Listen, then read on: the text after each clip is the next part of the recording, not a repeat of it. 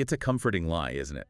The idea that some people are just born with it. Oh, it's the best excuse. You look at a math whiz or, a brilliant musician, and you just go, well, they have the magic gene. I don't. Right. And it absolves you of all responsibility. It means your own mediocrity isn't your fault. It's the ultimate get-out-of-jail-free card. But here's the thing, and this is why we're doing this deep dive today. It's basically not true. Not even close. And I think deep down, we all suspect that, which is why the book we're covering, Talent Is Overrated by Geoff Colvin, can be so uncomfortable to read. Yeah. The sources we've pulled are, well, they're ruthless. They argue that talent as this, innate mystical spark, it just doesn't exist. Or if it does, it's so irrelevant compared to the main factor that it might as well not exist. So our mission today is really to dismantle those excuses. We're going to look at why 20 years of experience might actually make you worse at your job. Which is a terrifying thought. And why a high IQ can sometimes be a liability. And then we're going to lay out the actual roadmap. But I have to warn you, that data on experience, it's a tough pill to swallow. It really is. It attacks the very foundation of how we hire people. So let's start right there, the experience fallacy. Because, if I'm looking for a surgeon, I want the person with 30 years under their belt. Are you telling me that's wrong? I'm telling you, the data suggests that instinct can be really misleading. There's a huge difference between 10 years of experience and 1 year experience repeated 10 times. Okay, but surely just doing the job every single day has to count for something. It counts for getting you to a baseline competence. You learn the ropes, sure, but the research Colvin's work cites, specifically about doctors, it's startling. What did they find? They looked at diagnostic skills. The assumption, of course, is that a doctor who's seen thousands of cases over 20 years would be way better. Yeah, pattern recognition. They've seen it all before. That's the theory, the reality. In several studies, the really experienced doctors performed worse than the younger ones fresh out of medical school. Hold on. How is that even possible? We pay a premium for senior everything. Why would they get worse? It's the feedback loop, or more accurately, the lack of one. What do you mean? Think about your family doctor. A patient comes in, stomach pain. The doctor makes a diagnosis, writes a prescription, and that's it. The patient leaves. And hopefully gets better. Maybe, or maybe they go to a different doctor. The point is, the first doctor rarely gets immediate corrective data.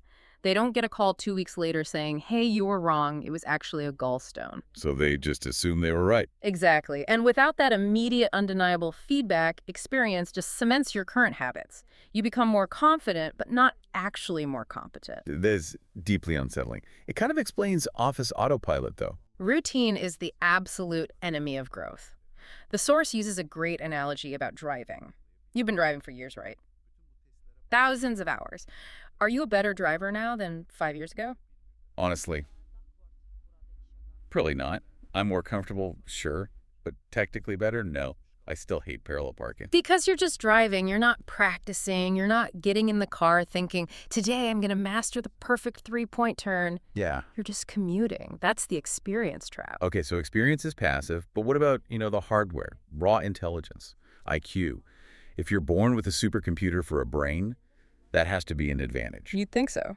But let's look at the horse racing prediction study. This one is fascinating. I think I remember this. They put a high IQ lawyer against a construction worker. That's the one. They wanted to see who was better at handicapping horses, which is incredibly complex. It's all data weather, track conditions, jockey weight. It's pure analysis. So they get an attorney, IQ of 118, well above average, and a construction worker with an IQ of 85. On paper, it's not a contest. The attorney should wipe the floor with him. That's the assumption. But in the study, the construction worker absolutely destroyed the attorney. It wasn't even close. Why? Specific domain knowledge. He had a system. He knew horses. He knew which variables mattered and which were just noise. The attorney's general intelligence couldn't compete with that focused expertise. So a high IQ is kind of overrated for real-world performance. Wildly overrated. There was similar data on salespeople. Companies love to hire smart people for sales roles. Makes sense. But when they actually looked at the numbers, the correlation between IQ and sales performance was zero. Zero. Not even a little bit. Statistically zero. A genius is just as likely to be a terrible salesperson as anyone else. Being smart doesn't help you read a room or build rapport. Okay, so experience is a trap. IQ is irrelevant. I'm running out of excuses here. But what about creativity? The spark. Yes, the eureka moment. Exactly. You can't teach someone to be Mozart. You can't practice your way into inventing a new theory of physics in the bathtub. That has to be magic. Well, the eureka myth is probably one of the most damaging stories we tell ourselves. We love that image of Archimedes leaping out of the bath. Because it suggests genius can just strike you, like lightning. Right, but the lightning only strikes people who have spent years building a lightning rod. The source material talks about the 10-year rule. Researchers looked at 76 of the greatest composers in history. They were looking for the prodigies, the ones who just wrote a masterpiece on day one. And what did they find? They didn't find any, not a single one. Wait, not even Mozart. The story is he was composing symphonies at age 4. He was arranging notes. But when musicologists analyzed those early works, they found they were mostly pastiches. He was just mimicking other composers, rearranging existing tunes. So he was basically doing covers. Exactly. His first truly original, world-class masterpiece didn't show up until about 10 years into his musical life. The pattern holds for painters, for poets. It takes a decade of deep immersion before you can create something that looks like magic to outsiders. So the eureka moment is really just the tip of a 10-year iceberg of work. Precisely. Archimedes only had his breakthrough because he'd been obsessing over that problem for years. If I sat in that bathtub, I would have just gotten wet. Okay, you've stripped away all the magic. We're just left with the work. But as you said, just working for 20 years doesn't cut it. So what is the right kind of work? This is deliberate practice. This is the absolute core of it. If you only take one thing away from this deep dive, it's this. And it's not what 99% of us do. The best example was that Violin Academy study. Can you walk us through that one? Sure. So researchers go to this elite music academy and they split the students into 3 groups. The future world-class soloists, the best, then the good students, and then the ones who were on track to be music teachers. Ouch. Tough for the teacher. A little brutal, yeah. But they wanted to know what separated them. Did the best students just practice more hours? And did they? They did, yes, but that wasn't the real story. The huge difference was how they practiced. The average students would go into the practice room and, play a piece from start to finish. Which sounds like practicing. It sounds like it, but it's more like performing for yourself. It feels good, you're making nice music. The best students. Their practice sessions didn't sound like music at all. They sounded like a struggle. How so? They would identify the 3 or 4 bars in a piece that they were bad at, the parts they couldn't play, and they would isolate just those few seconds of music and play them over and over and over again, slowly, painfully. That sounds miserable. It is miserable. That's the whole point. The source calls it mentally painful. If you're having fun during your practice, you were probably not getting better. So the best were always operating right at the edge of their ability, just constantly failing. Constantly failing, getting immediate feedback from the sound they were making and then correcting. It's like going to the gym. If the weight is easy to lift, your muscles aren't growing. And this isn't just a metaphor, right? The MRI stuff was fascinating. This kind of practice actually changes your brain. It literally rewires you. We used to think the adult brain was fixed. We now know that's not true. Intense practice builds new neural pathways. Musicians have physically larger regions of the brain that control their fingers. So you're not stuck with the brain you were born with. You can build the one you need for the skill you want. If you're willing to endure that mental soreness, yes. Okay, so let's talk about the Polgar experiment. Because if anyone is still clinging to the idea that it's all about genetics, this story just nukes that argument from orbit. This is one of the most wild and audacious experiments in human history. It started with a Hungarian psychologist, Laszlo Polgar, and back in the 60s, he just decided, I think genius is made, not born. And he didn't just write a paper. He decided to prove it by manufacturing his own kids into geniuses. The sheer arrogance is just unbelievable. He literally put out an ad for a wife who would be willing to go along with this experiment. Wanted. Wife to help me raise test tube grandmasters. Basically. And he found a woman, Clara, who agreed. They had 3 daughters. And Laszlo decided, almost at random, that their skill would be chess. Was he even a good chess player? Not at all. He was mediocre. He had no chess genes to pass on. But he created an environment of total immersion. The house was just filled with thousands of chess books. They breathed chess. But they didn't just play for fun, I'm guessing? No, it was rigorous, deliberate practice. Studying old games, analyzing failures, and the result. Total world domination. It's staggering. It's not just that they got good. Susan became a grandmaster, Sophia an international master, and the youngest, Judith. She became the strongest female chess player in history, period. She was beating the top male world champions. The odds of 3 sisters from one family all having the chess gene have to be basically 0. It's proof. It was the environment. It was the practice. You can, it seems, create a genius from scratch. Which is incredibly empowering, but also there's a certain weight to that. It means the only thing standing between me and being great is my own willingness to do that kind of work. That's the double-edged sword, exactly. It removes the excuse, but it adds the burden of effort. Okay, so let's make this practical for everyone listening.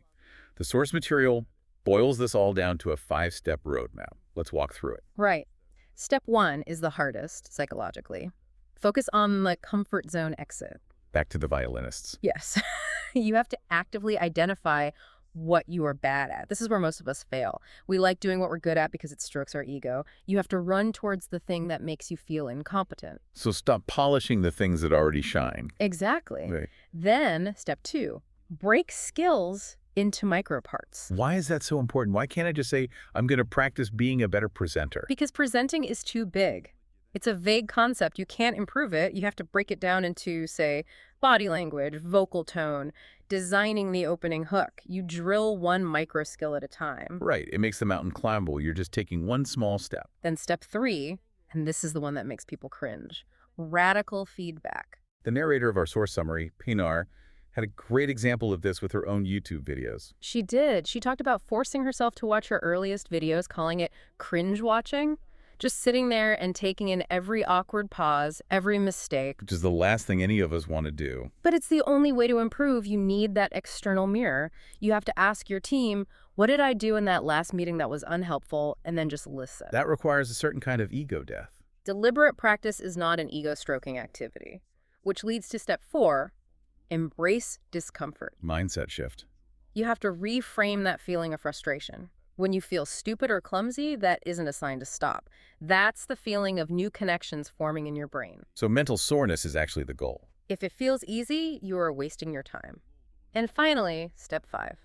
This one is my favorite. It's the motivation paradox. Yeah, this one completely reframes the idea of passion. We have it totally backward. We think you need passion or inspiration to start something difficult. Right. I'll start writing when I feel passionate about it. This research shows motivation is a result of success, not the cause of it. Okay, unpack that a bit. Think of those famous pianists.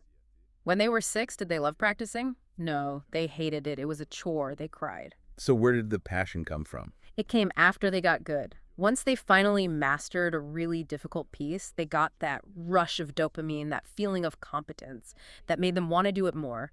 Success fuels motivation, which fuels more practice, which fuels more success. It's a loop. So you don't need to find your passion. You need to start the work, get a small win, and the passion will follow the competence. Exactly. Passion is the exhaust fume of hard work, not the fuel that gets it started. So, zooming all the way out, the final verdict here is that talent is basically a story we tell ourselves. It's a story we use to protect ourselves from the reality of how hard it is to actually become excellent. It's not that we can't do it. It's that most of us, when we see the price tag, aren't willing to pay. And that price is boredom, repetition, frustration, and the courage to look bad while you're trying to get better. So here's the provocation I want to leave you with today. We've taken away the excuse of genetics. We've taken away the excuse of IQ. So if you aren't where you want to be in your career or your hobby, why? Are you waiting for a lightning bolt that isn't coming? Or are you willing to do the boring, painful work that actually matters? Not playing the songs you already know. Go find that one measure you can't play and work on it until it hurts. Thanks for diving deep with us. See you next time.